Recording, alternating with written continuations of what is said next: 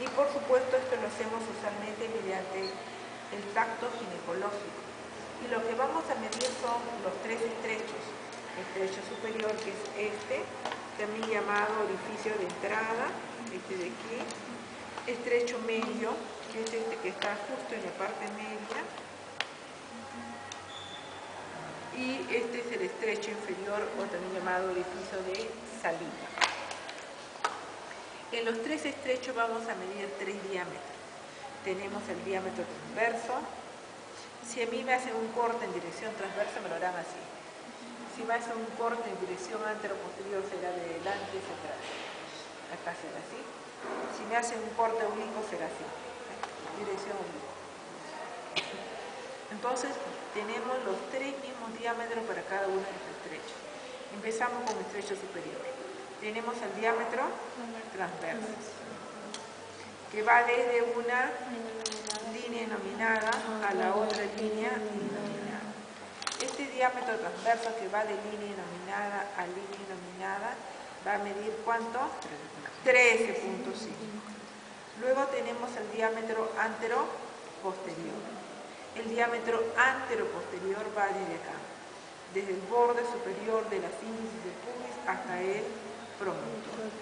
Este diámetro solamente mide 11 centímetros. 11 centímetros. Luego tenemos el diámetro oblicuo, que va del borde anterior de la articulación sacroiliaca hasta la cresta petinea en relación con la eminencia ilio-petinea. Va del borde anterior de la articulación sacroiliaca hasta la cresta petinea en relación con la eminencia ilio-petinea. Este diámetro mide de 12 a 12,5. Estrecho medio. Tenemos al diámetro transverso. El diámetro transverso que va desde una espina ciática a la otra espina ciática. Este diámetro transverso que va desde una espina ciática a la otra espina ciática va a medir 10.5. Mide 10.5. Luego tenemos el diámetro antero-posterior. El diámetro antero-posterior va de la parte media del retropubis. Si esto es el pubis, esto será el retropubis. La parte media será justamente la mitad, o sea, desde aquí. Parte media de retropubis, parte media de retropubis, hasta la porción más amplia de la excavación sacra, que está entre S2 y S3. Este diámetro, ¿cuánto mide? Este diámetro mide 12 centímetros. Se amplía 1 centímetro más en relación al diámetro antero-posterior y estrecho superior, producto de la excavación sacra. Por tanto, este ahora mide 12 centímetros. Diámetro oblicuo. El diámetro oblicuo va en realidad de membrana tubulatriz al ligamento sacrociático mayor, pero con que ustedes digan parte blanda es suficiente. Es más, algunos autores no lo consideran. ¿Por qué? Porque toda parte blanda es depresible, en cambio la parte ósea no. Por eso es que a todos los diámetros que comprenden parte ósea sí se les señala con especificidad la ubicación y medición. Al que tiene partes blandas no, porque justamente es depresible. Entonces decíamos que el oblicuo de estrecho medio, con que digamos parte blanda, va a ser suficiente, y que mide 12 centímetros. Luego tenemos al estrecho inferior. Tenemos al diámetro transverso. Este diámetro transverso va a ir desde una tuberosidad isquiática a la otra tuberosidad isquiática. ¿Cuánto mide? 12 centímetros. Tenemos al diámetro antero-posterior, que va desde borde inferior de la sínfisis del pubis al vértice del coxis. Este diámetro solamente mide 9 centímetros. El vértice del coxis en realidad va a estar por aquí, ¿verdad? Así, al vértice del coxis. Este mide 9 centímetros, pero con retropulsión va a medir 12 centímetros. Con retropulsión medirá 12 centímetros. Tenemos luego el diámetro oblicuo, que va de tuberosidad isquiática a partes blandas. Este también mide 12 centímetros.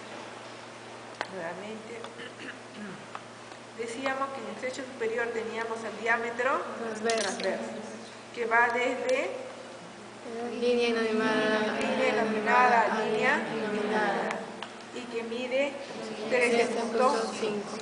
Tenemos luego el diámetro antero-posterior, que va desde el borde superior de la sínfisis del pubis hasta el promontorio. ¿Cuánto mide? 11 centímetros.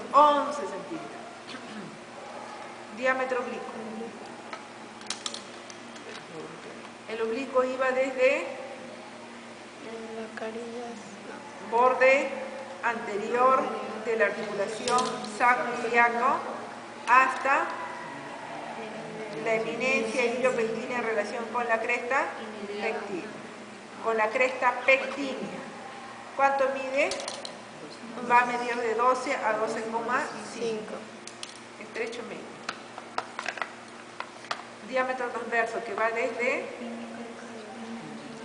espina ciática a espina ciática. ¿Cuánto mide? Va a medir 10.5. Diámetro antero-posterior que va desde parte media retropubis a la porción más amplia de la excavación sacra, que está entre S2 y S3. ¿Cuánto mide? 12 centímetros. Diámetro oblicuo, que comprende partes planas. ¿Cuánto mide? 12 centímetros. Diámetro transverso del estrecho inferior, que va desde tuberosidad isquiática, de tuberosidad isquiática, tuberosidad isquiática. ¿Cuánto mide? 12 centímetros. Diámetro antero-posterior, que va desde borde inferior de la sínfisis del pubis al vértice del coxis. ¿Cuánto mide? 9, pero con retropulsión 12. Diámetro oblicuo, que va desde tuberosidad isquiática a partes blandas. ¿Cuánto mide? 12 centímetros. Muy bien. ¿Ya lo saben esto? ¿Está clarito? Esto lo tiene que manejar siempre. Mire, el feto es el ser más cómodo que existe, por tanto, él para poder atravesar este canal del parto siempre va a elegir los diámetros más amplios. Entonces, recuerden eso.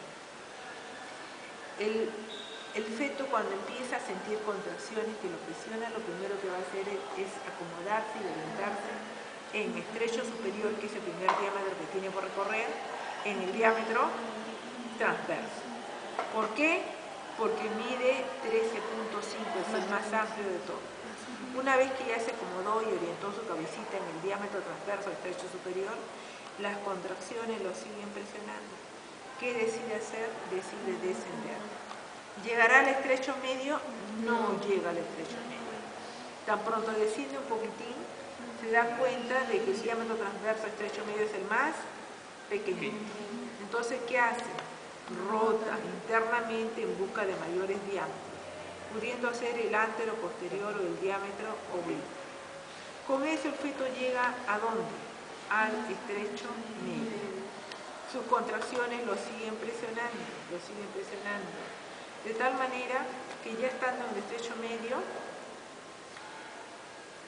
justamente producto de la presión y que acá encuentra que su canal es cóncavo, va a extender la cabecita fetal y con eso se produce la retropulsión del coxis. De esa manera el feto llega a ¿qué estrecho? Al estrecho inferior.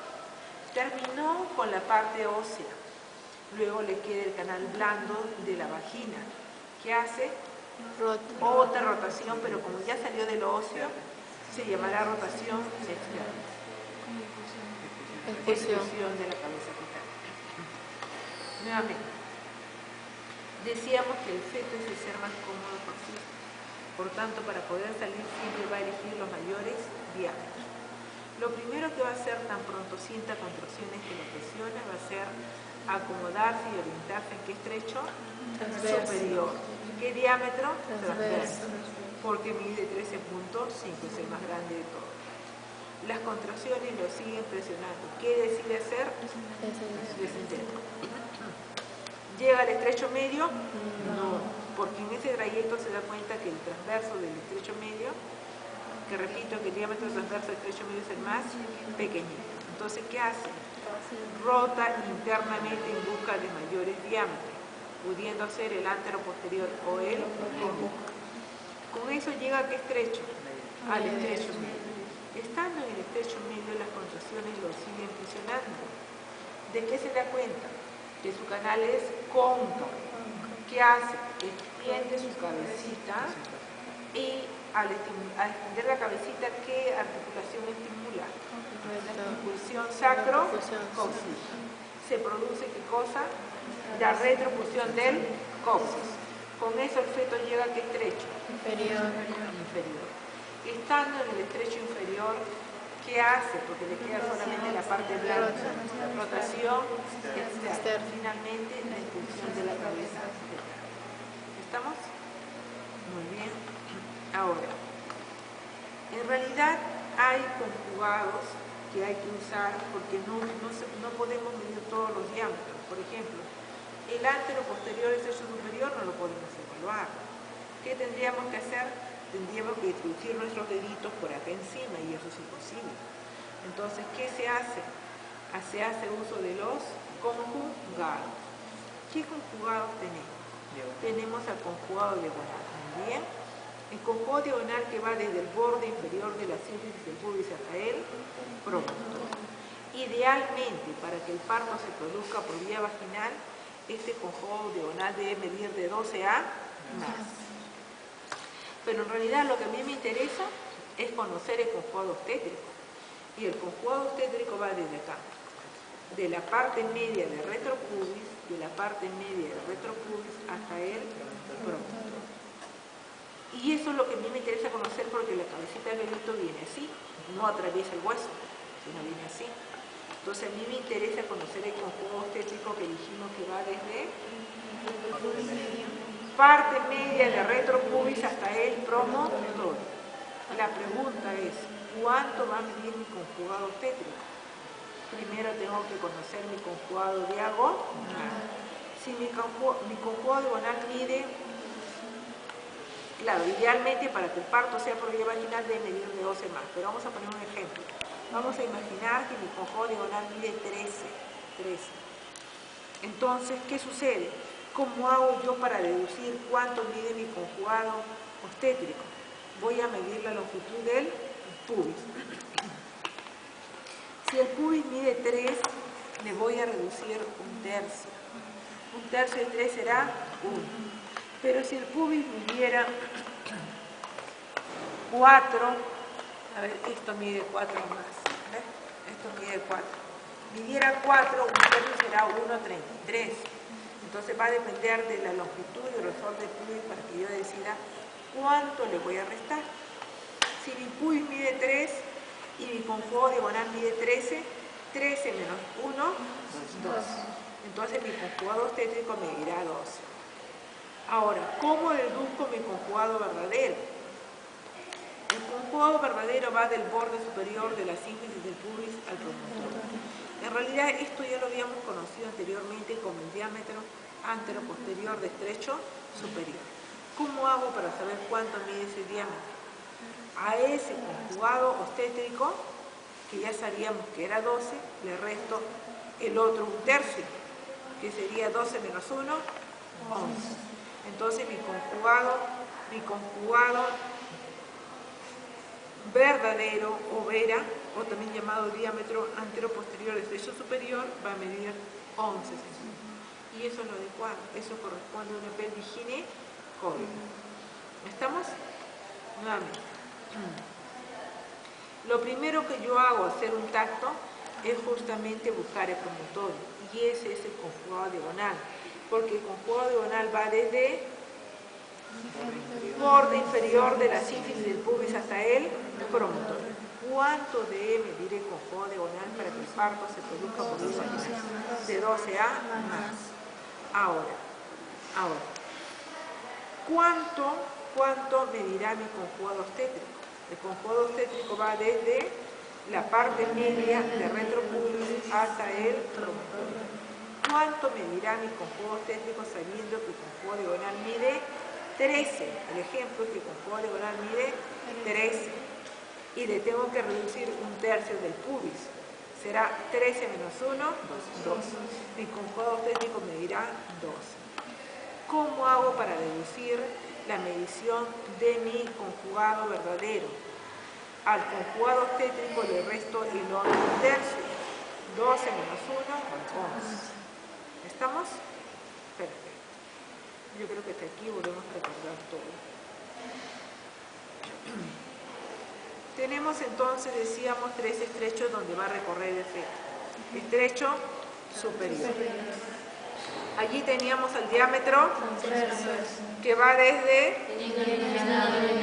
que mide ¿cuánto? 13.5. Allí teníamos el diámetro anteroposterior que va desde borde superior de la síntesis hasta el promontorio. ¿Cuánto mide? 11 centímetros. 11 centímetros. Tenemos luego el diámetro oblicuo, que va desde el borde anterior de la articulación sacroiliaca hasta la eminencia iliopeculiar, que va desde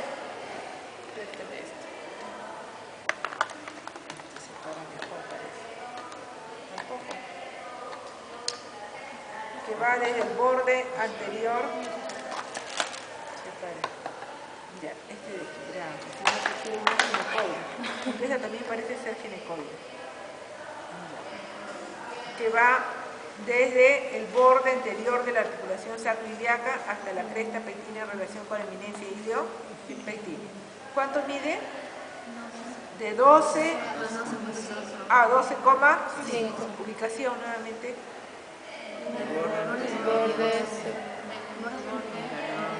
Borde anterior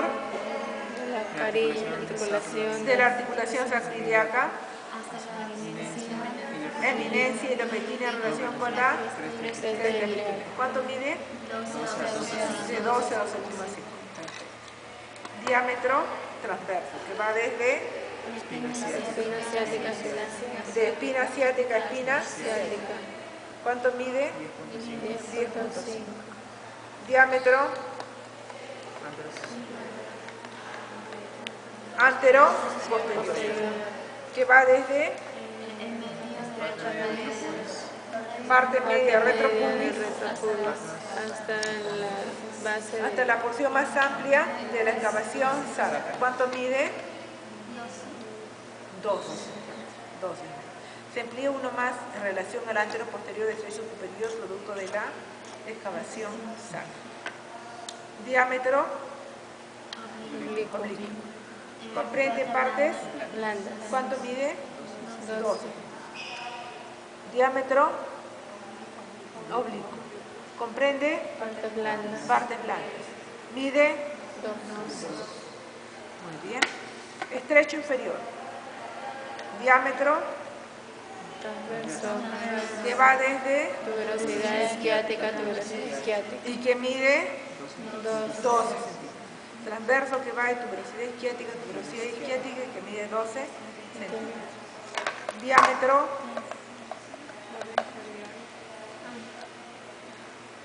antero posterior, que va desde borde inferior de la síntesis del pubis al vértice del borde. ¿Cuánto mide? 9. Con retropulsión 12. Diámetro que va desde tuberosidad isquiática a partes blandas. ¿Cuánto mide? 12 centímetros. Muy bien.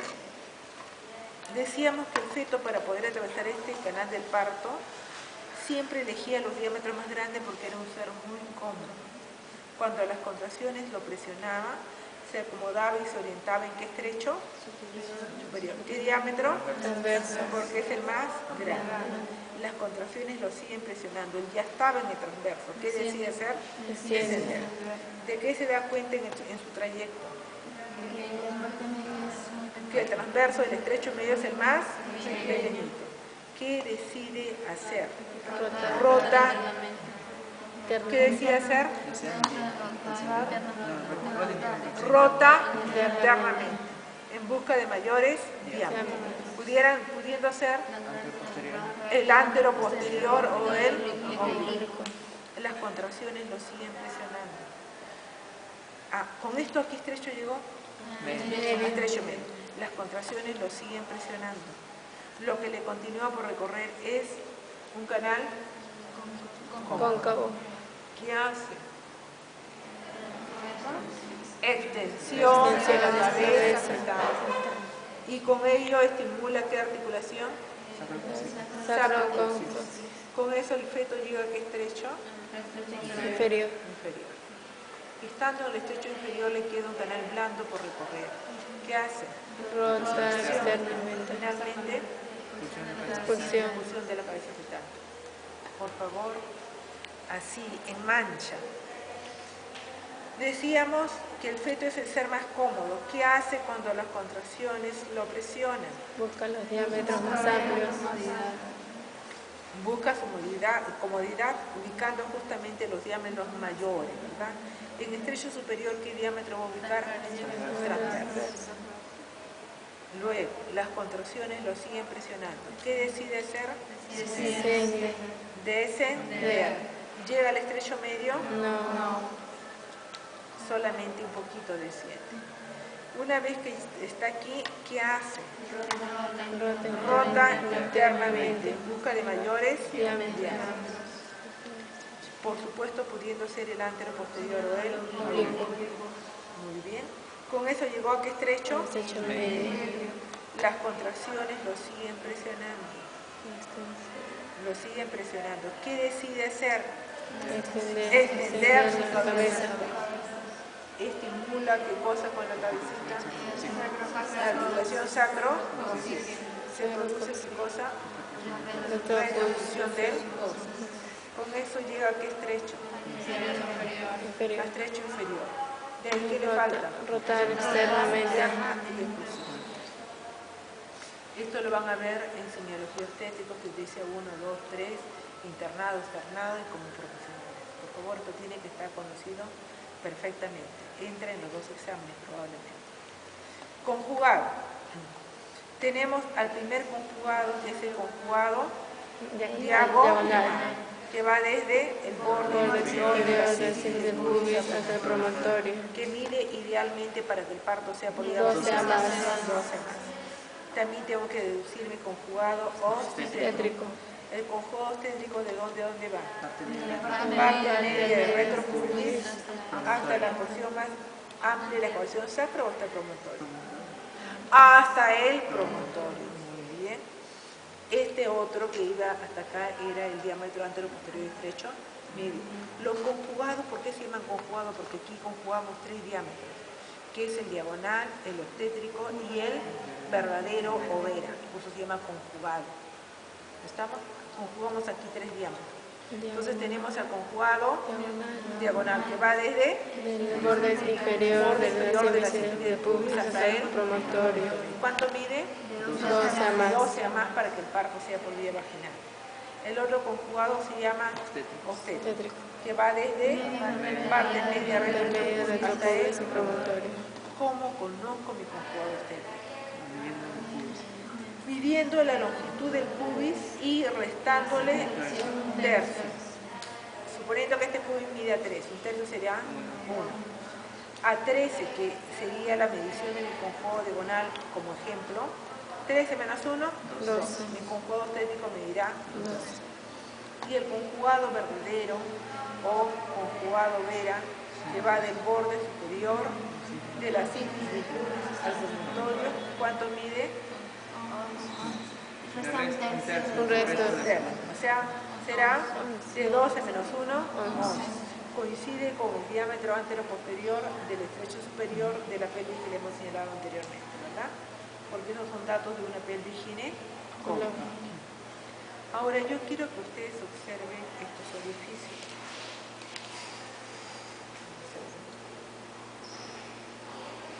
Estoy viendo cuál imagen estoy. Quiero que observen este orificio con este. Van a comparar. A ver. ¿Son iguales? ¿Este qué forma tiene? Oval con tendencia a ser redondeado. ¿Y este forma de corazón? A ver, observen. Forma oval con tendencia a ser redondeada. ¿Este forma de corazón? ¿Observan? Forma oval con tendencia a ser redondeada. ¿Este forma de corazón? Ahora, quiero que observen otro detalle. Quiero que observen acá otro detalle. Miren, la distancia que hay entre la espina asiática y la espina asiática, de aquí a acá, ¿verdad? Acá está mucho más estrecho. Acá están mucho más alejados, es decir, acá están más próximos. Acá están más alejados. Esta es la ubicación del diámetro transverso estrecho inferior. Acá está más próximo. ¿Ven? Ahora, quiero que observen estas paredes pélvicas. Estas son las paredes pélvicas. En una ginecoide decimos paredes pélvicas paralelas o con tendencia a ser paralelas. Estas, por ejemplo, no son así paralelas totalmente, pero son un poquito paralelas. O sea, así está, ¿verdad? ¿Por qué? Porque el de acá siempre es más pequeño. Pero en este caso no está así, en este caso está así. Y a esta le llamamos convergente. A esta le llamamos con tendencia a ser paralelas y a esta le llamamos convergentes. Porque están así. ¿Cierto? Ahora, quiero que vean, en realidad este sacro no está tan bueno, porque tiene inclusive un paso giratorio. Pero les voy a mostrar otro sacro de una pelvis ginecoide. El sacro de una pelvis ginecoide es como esta. Así, cóncava y corta. Cóncava y corta. En cambio, el sacro de una pelvis androide, que es la con la que estamos comparando, puede ser corta y aplanada. Esta es plana. O puede ser voluminosa y extremadamente cóncava. Entonces, ambas no son buenas. Esto es bueno. Que sea corto y cóncavo, porque mientras menos huesos haya, hay menos obstáculo para pasar la vejiga. ¿Estamos? Ahora, la arcada sutubiana. Esto es amplio, de 90 grados a más. De 90 grados a más. Acá también lo ven igualito, 90 grados a más. En cambio, el androide forma ángulo de 90 grados. No llega a formar ángulo de 90 grados. Está estrecho. Esta es la pelvis androide. Esta es la pelvis masculina. Pero no todos los varones tienen esta pelvis. Algunos también pueden tener pelvis ginecoide. Por ejemplo, de las mujeres, solamente el 50% tenemos pelvis ginecoide. El otro 50% tenemos androide, antropoide y platicoloide. O combinado, androantropoide, ginecoandroide y así, combinados. Por eso hay que evaluar bien la pelvis. Ahora, yo quiero que comparen otra pelvis, que es esta, con esta otra. Dos orificios de entrada. A ver, comparen.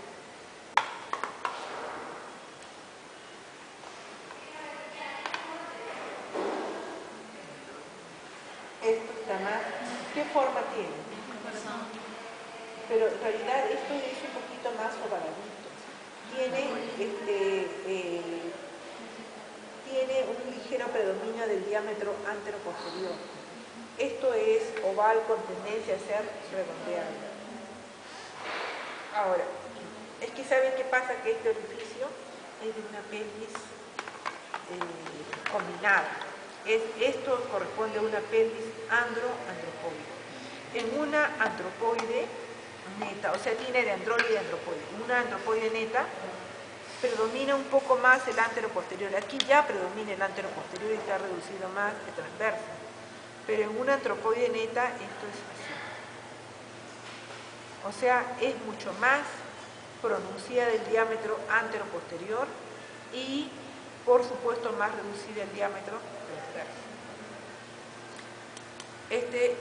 Está más pronunciada el anteroposterior, pero no tanto porque es una combinación de una antropoide, o sea, una androide y una antropoide.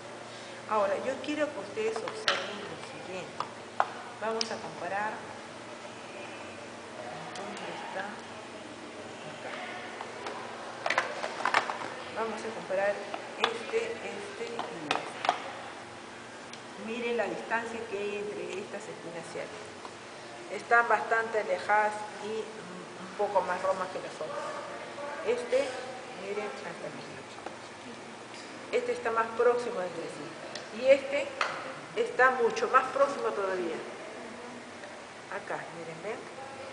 Esto va de aquí hasta acá. ¿Sí? Ahora miren, ven, este de acá hasta acá. Ahora de acá a todavía más pequeñita hasta acá. Y acá esto está mucho más prominente, ¿ves? Miren, ¿ves? Tosco, prominente. Ahora, quiero que observen esta tarsa pubiana. Es más estrecha todavía. Porque hay dos patologías en esta pelvis. No son patologías en realidad, hay dos tipos diferentes. Porque en realidad no es una patología, la patología sería una sacralización, un falso promontorio, sino son dos tipos de pelvis diferentes e inadecuada para un parto por vía vaginal. ¿Estamos? Dos tipos de pelvis inadecuadas para el parto por vía vaginal. Y finalmente tenemos a la platipeloide. En la platipeloide hay un predominio del diámetro transverso, o sea, va a tener forma oval. Yo quiero que observen aquí un detalle. Esto es diferente a esto. Esto está, si yo siguiera el recorrido de este hueso coxal, sería así. Acá ustedes ven que esta rama está más cerrada, esta está más abierta, y en realidad esta corresponde a una platipeloide y esta no. Pero si siguiéramos, si las dos fueran platipeloides sería así. Y acá terminaría. En la platipeloide tiene forma oval, con predominio exagerado del diámetro transverso y reducción exagerada del antero posterior. Ustedes no dicen, sí, pero se ve grande. Claro, porque supuestamente este es el promontorio. Pero aquí el que hace la veces de promontorio no es ese, sino es este falso promontorio. Y lo que tenemos que medir es de aquí hasta aquí. No hasta acá, sino de aquí hasta acá. Entonces, en una pelvis platipeloide, el orificio de entrada, ¿qué forma tiene? Oval, con predominio exagerado del diámetro transverso y reducción exagerada del diámetro antero posterior. ¿Cómo están las espinas ciáticas y tuberosidad psiquiátrica? Alejadas entre sí. Vamos a encontrar el sacro así como esto, tosco, voluminoso. La arcada pubiana va a ser amplia. En realidad no interesa mucho cómo esté las espinas ciáticas, porque desde acá ya vemos de que no es lo apropiado para un parto por vía vaginal. Definitivamente este tipo de pelvis, la opción es cesárea. Sus ojitos de ustedes van a ser sus dedos. Rápidamente explicamos acá. Sus ojitos de ustedes van a ser sus dedos. Por tanto, lo primero que ustedes van a buscar es el promontorio. Si ustedes nos tocan el promontorio, están pensando que puede ser una pelvis ginecoide. Pero, a ver, una pelvis ginecoide, siguen evaluando. Encuentran que el sacro es pequeño y cóncavo. Espinas ciáticas están alejadas entre sí, paredes laterales pélvicas están paralelas o con tendencia a estar paralelas, tuberosidades psiquiátricas están alejadas entre sí. Terminado el tacto, hago mi probita del puño, que luego por fuera, no se introduce toda la mano adentro, es así por fuera, y pasa. Entonces yo digo, esta es una pelvis ginecoide.